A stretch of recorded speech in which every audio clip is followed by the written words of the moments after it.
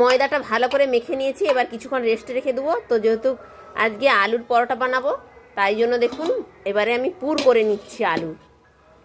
চলো দেখা যাক। এবার আলুর পুরটা করে নিলাম। ময়দাটা এতক্ষণ রেস্টে ছিল দেখে নিই। এবারে আমি পরোটার শেপ দিয়ে নেব, মানে আগে নিচুটা কেটে নেব তারপরে বেলে ফেলবো। এরকম করে নিয়েছি, একটু গুঁড়ি হাত করে নিয়েছি শুকনো।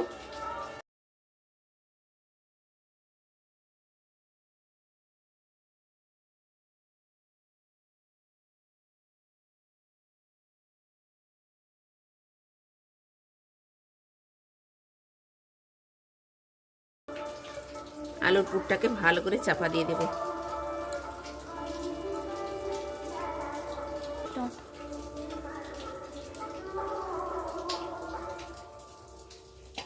একটু গুঁড়ি দিয়ে বেলে নেব, তেল এতে ব্যবহার।